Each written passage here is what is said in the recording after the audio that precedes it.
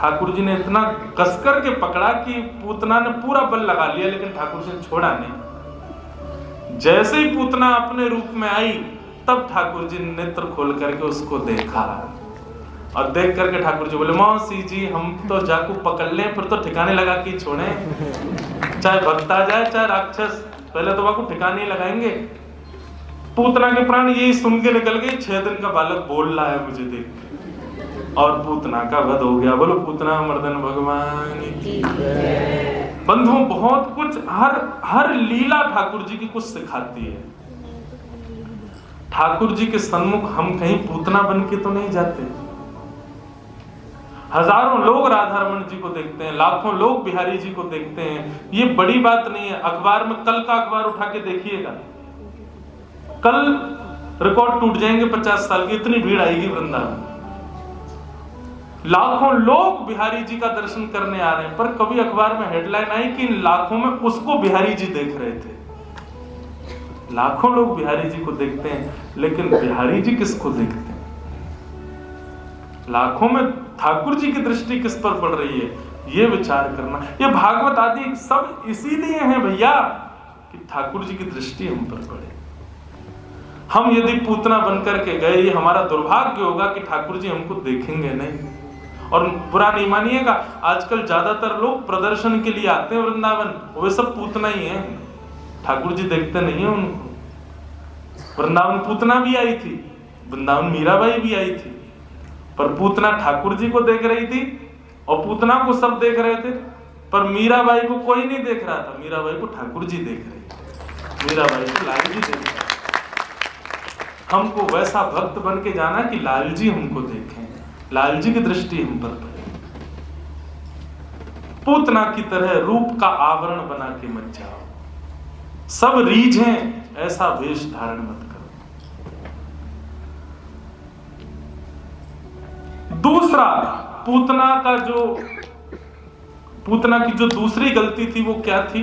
ठीक है, तुम रूप सुंदर बना के आई, श्रृंगार करके आई, सब अच्छी अपनी जगह बात है, पर पूतना की दूसरी गलती ये थी, आई तू ब्रज में, ठीक है, आके ठाकुर जी से मिलके चली जाती, तैने आकर के सबका भजन छुड़ा दिया, और जो सब ठाकुर जी के भजन में लगे थे, ठाकुर जी के उत्सव में, सबको अपनी ओर आकृष्ट कर लिया।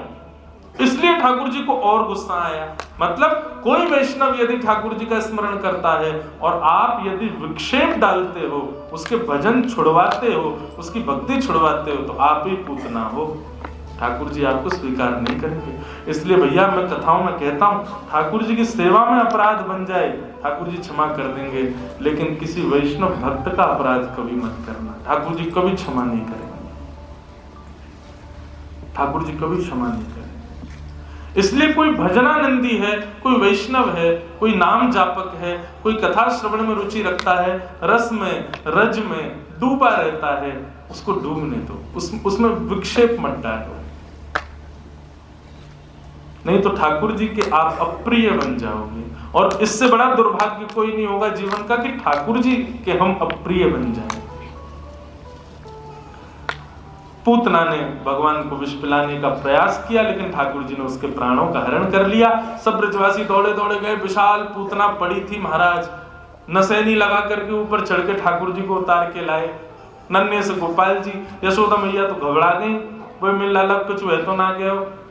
सब बोली गोपी, बोले चलो गौशाला, गैया की रज से लाला को अभिषेक करेंगी, गौमूत्र से नवामेंगी, लाला ठीक है जाएगा। और गौरज ठाकुर जी के अंगों में लगाकर गौमूत्रेण स्नापित्वा पुनर्गौरज सार्वकम, गौमूत्र से ठाकुर जी को स्नान कराया। ठाकुर जी किल किल करके हंस रहे हैं। सब गोपियों के चित्त में शांति हो गई कि लाल जी हमारे स्वस्थ हैं, लाल जी हमारे मंगल में। ऐसे लाल जी ने पूतना का वध किया। 3 महीना के जब ठाकुर जी भये, तो ठाकुर जी ने पहली बार करवट बदली। जैसे ही करवट पलटी महाराज, पूरे ब्रजमंडल में नगाड़े बजने लगे। सब बोले अब कहाँ गए? बोले लाला ने आज करवट बदली है, करवट उत्सव है रो महाराज। ठाकुर जी मुख से आ भी कर दे तो भी ब्रजवासी सब नाचने लग जाते। बोले आज नंद के लाला ने आ की ओर है।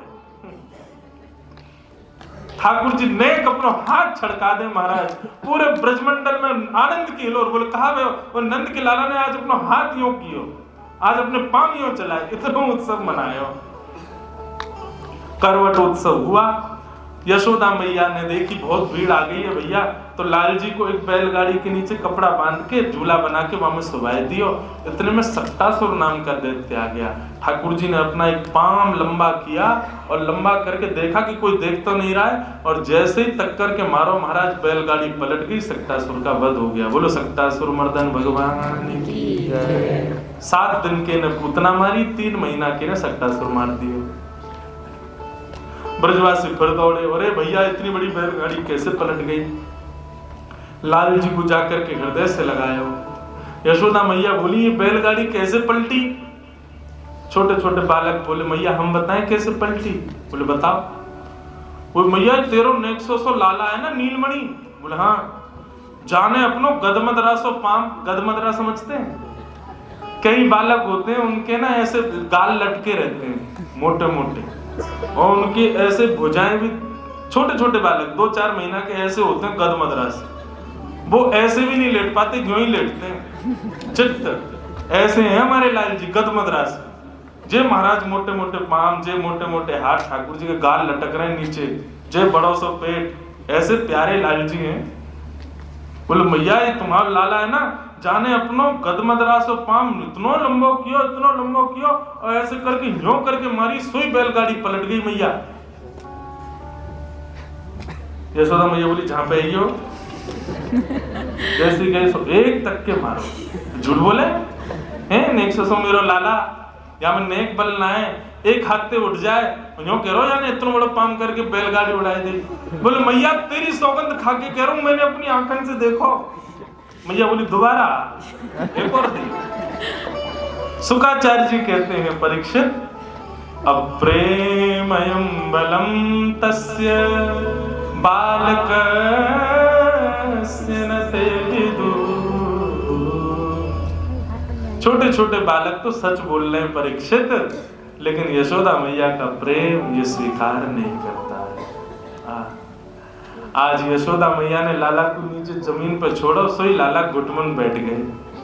जैसे ही नेक नेक चलन लगे, सोई मैया दौड़ के गई, तिजोरी में से 2 रुंझुन पायल लेकर के आई और लाला के पांव पकड़ करके, नहीं वही लाला के पांव पकड़ करके दोनों पायल धरा दें। और अब लाल जी जैसे घुटमन चलने लगे, छुम छुम छुम छुम आवाज आवे, और ठाकुर जी रुक के पीछे मुड़ के देखें ये आवाज कहां से आ रही है। और यशोदा मैया इतनी प्रसन्न रही है, सब गोपीन को बुला रही है, देख लाला की एक अद्भुत लीला। स्वयं चले, स्वयं के नूपुरन की आवाज आवे, और स्वयं ही ढूंढे ही नूपुर की आवाज कहां से आ रही है। छुम छुम बाजे पायलिया,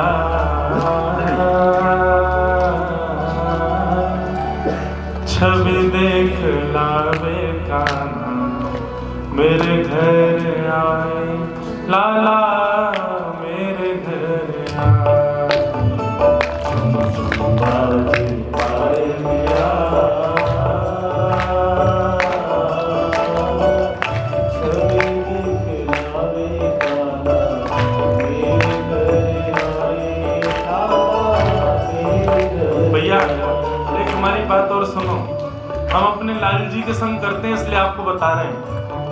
अपने अपने घर में सबके लड्डू गोपाल हैं, तो उनके काजे बढ़िया सुनार से सोने की छोटी छोटी पायल बनवाओ, अपने लाल जी के चरणन में धारण कराओ, और अब प्रतीक्षा करो कि कब ये पायलन की रुंझुन हमको सुनाई दे।